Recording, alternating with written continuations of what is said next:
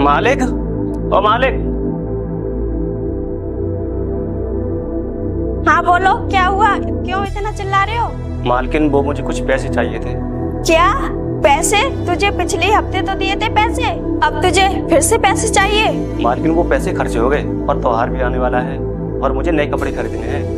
अच्छा, तू भी अमीरों की तरह त्योहार मनाना चाहता है और तुझे भी नए कपड़े चाहिए? तू नौकर है, नौकर की तरह रह, अमीरों की तरह मत सोच और तुझे पैसे नहीं मिलेंगे।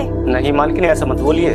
अगर आप मुझे ज्यादा पैसे नहीं दे सकती तो थोड़ी बहुत ही दे दीजिए ताकि मैं अपना अच्छे से त्योहार मना सकूं। जा जाकर काम कर, शाम को मालिक आएंगे तो उनसे बात कर लेना। जी ठीक है, मैं शाम को आऊंगा, मालिक को बता देना।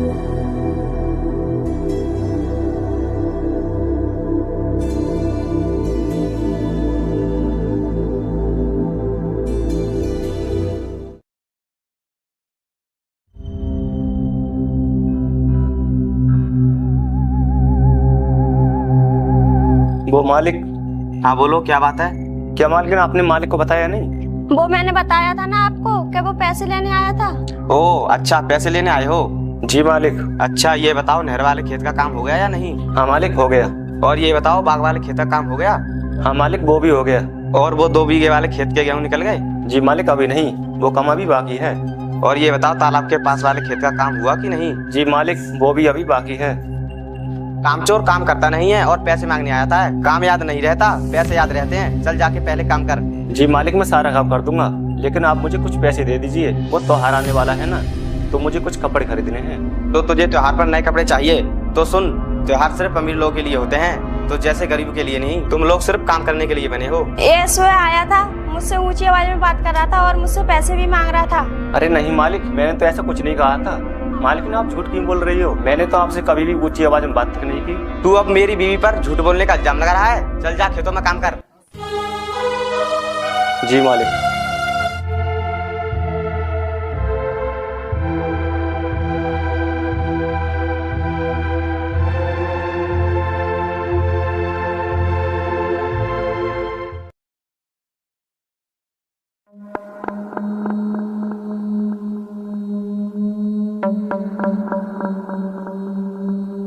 अरे प्रदीप, चलो खेतों में चलते हैं, देखते हैं कितना काम हो गया। जी मालिक।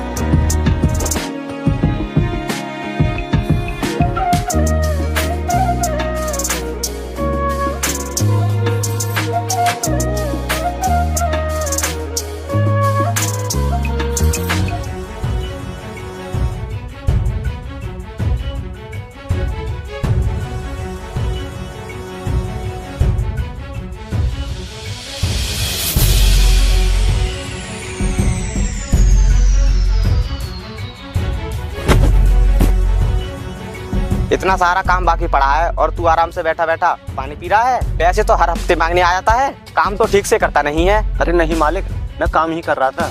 वो मुझे थोड़ी प्यास लगी थी तो मैं पानी पीने लग गया। और मालिक, मेरी तबीयत थोड़ी सी खराब लग रही है। मैं आपके पास आने ही वाला था दवाई के पैसे लेने के लिए। मैंने उस दिन तुझे पैसे नहीं दिए तो आज तबीयत खराब होने का बहाना बनाकर पैसे मांग रहा है। मैं तुझे 1 रुपए नहीं दूंगा। नहीं मालिक, मैं बहाना नहीं बना रहा, सच में मेरी तबीयत खराब है। ज्यादा जुबान मत चला, नहीं तो तुझे नौकरी से निकाल दूंगा। अरे नहीं मालिक, अब चाहे मेरी कितनी भी तबीयत खराब हो, मैं आपका सारा काम करूंगा, बस आप मुझे नौकरी से मत निकालिए। चल ठीक है, ये सारा काम खत्म कर देना। ठीक है मालिक।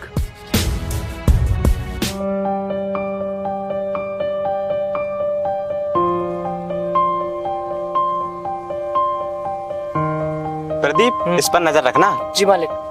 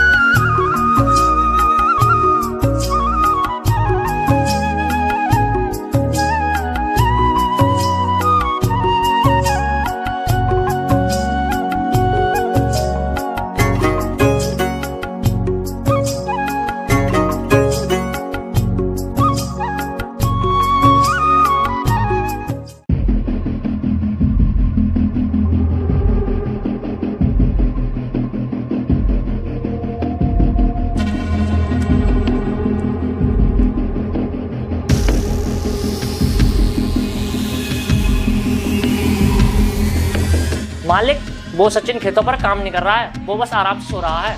आने दे उसे शाम को।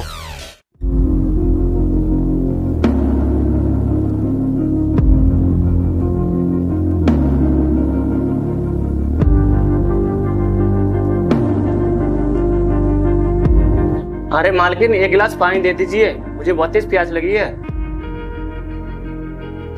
तू अपनी औकात भूल गया है क्या? तू नौकर है, तू नौकर की तरह रह। तू मुझसे पानी मंगाएगा? जा खुद जाके पी ले। एक गिलास पानी से नहीं, आज तुझे सारे काम से छुट्टी मिल जाएगी। जी मालिक, आप ये क्या कह रहे हैं? मैं सही कह रहा हूँ, आज तुझे नौकरी से निकाल रहा हूँ। नहीं मालिक, ऐसा मत कीजिए। आप लोगों के सिवा मेरा कोई नहीं है। मैं कहाँ जाऊँगा और कहाँ रहूँगा? मुझे नौकरी से मत निकालिए। अच्छा, अब माफी मांग रहा है? यहाँ से जाने के बाद खेतों पर सोता रहता है, काम चोर कहीं का। नहीं मालकिन, वो मेरी तबीयत खराब थी, इसलिए मैं थोड़ा आराम करने लग गया था। मैंने मालिक साहब से दवाई के लिए पैसे भी मांगे थे, लेकिन मालिक साहब ने पैसे दिए ही नहीं। तू इतना बीमार लग तो नहीं रहा है जो तू इतने बहाने बना रहा है? नहीं मालकिन, मैं कोई बहाने नहीं मिला रहा। बंद कर अपनी बकवास। और तुझे हर टाइम पैसे चाहिए? मैं तुझे एक भी पैसे नहीं दूंगा, और निकल जा यहाँ से। नहीं मालिक, ऐसा मत करिए। आज से चाहे मेरी कितनी भी तबीयत खराब हो, मैं आपका सारा काम करूंगा, लेकिन मुझे घर से मत निकालिए। अब मुझे तेरी कोई जरूरत नहीं है, निकल जा यहाँ से। प्रदीप, यहाँ आओ। जी मालिक। आज से सारा काम तुम संभालोगे। ठीक है मालिक। अब तो खड़ा खड़ा क्या देख रहा है? चल निकल यहाँ से।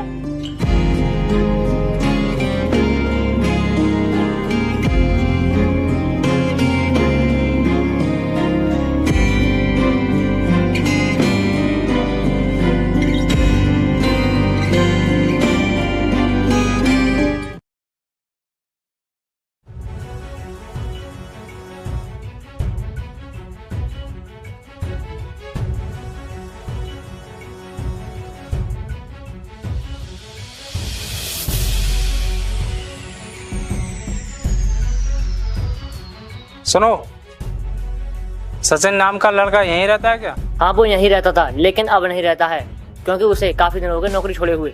तो फिर कहाँ गया? पता नहीं साहब, वो गरीब कहाँ मर रहा होगा। ना तो उसका कोई अता पता है, और ना ही उसका कोई घर है, और ना कोई ठिकाना। पता नहीं वो कहाँ होगा। अच्छा,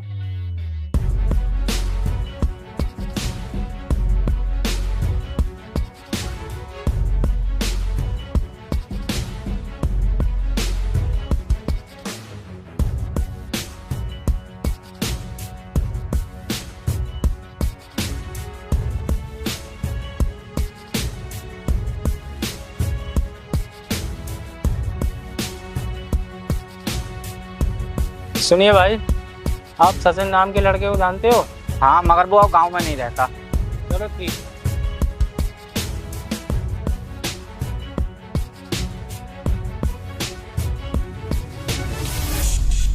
सुनो, यहाँ कोई सचिन नाम का लड़का रहता था? हाँ, पहले तो रहता था, अब पता नहीं। अच्छा,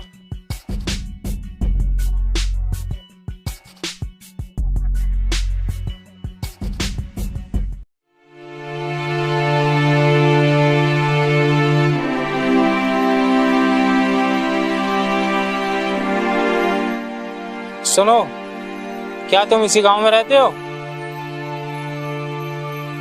हाँ साहब, मैं इसी गांव में रहता हूँ। क्या तुम सचिन नाम के आदमी को जानते हो? साहब, ये नाम तो मेरा ही है। क्या? लेकिन मैं ये कैसे मान लूं कि ये तुम्हारा ही नाम है? साहब, चाहे तुम मानो या ना मानो, लेकिन ये नाम मेरा ही है। अच्छा,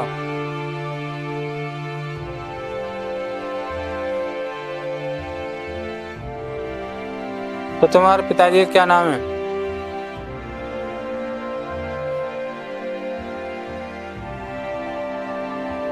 अच्छा, मुझे यकीन हो गया कि तुम्हारा ही नाम सचिन है। लेकिन ये तुमने अपनी हालत कैसे बना रखी है? मेरी तो ऐसी हालत न जाने कब से है, लेकिन साहब आप ये सब क्यों पूछ रहे हो? मैं तुम्हें सब डिटेल में बताता हूँ, आओ बैठो मेरे साथ। ठीक है साहब।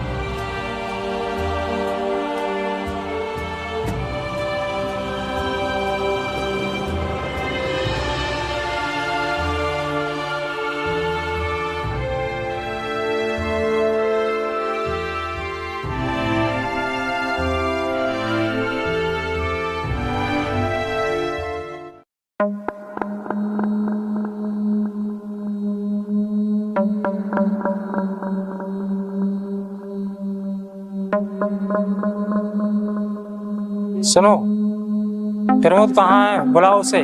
मालिक तो यहाँ नहीं है, वो खेतों की तरफ गए हैं। कितना समय लगेगा उन्हें आने में? उन्हें तो लगभग शाम ही हो जाएगी आने में। चलो मुझे उनके पास ले चलो। चलिए।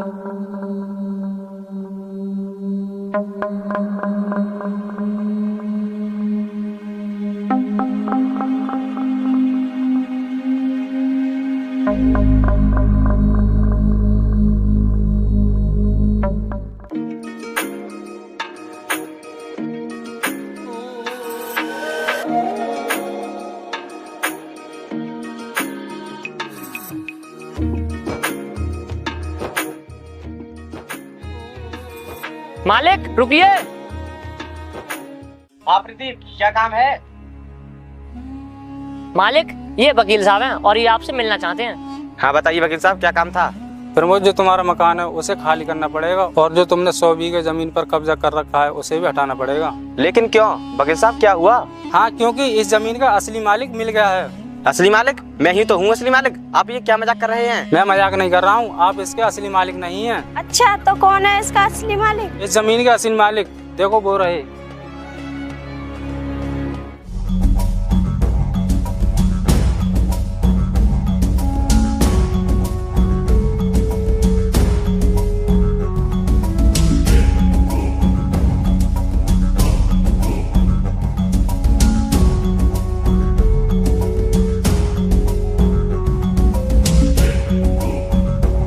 अरे वकील साहब, कैसा मजाक कर रहे हैं? ये मालिक नहीं, ये तो मेरा नौकर है। अब ये मेरा नौकर भी नहीं रहा। मजाक मैं नहीं, मजाक आप लोग कर रहे हो। तुम्हें अच्छी तरह से पता है इस जमीन का मालिक कौन है। आप झूठ बोल रहे हो, क्योंकि इनके पिता मरने से पहले स्टाम्प पेपर कोर्ट में देकर गए थे। इस पर साफ साफ लिखा है कि जब तक मेरा बेटा बालिग नहीं हो जाता तब तक मेरी सारी संपत्ति की देखभाल मेरा नौकर प्रमोद करेगा और मेरे बेटे की देखभाल वही करेगा। और जैसे ही मेरा बेटा बालिग हो जाएगा तो मेरी सारी संपत्ति कानूनी तौर पर मेरे बेटे सचिन के नाम हो जाएगी।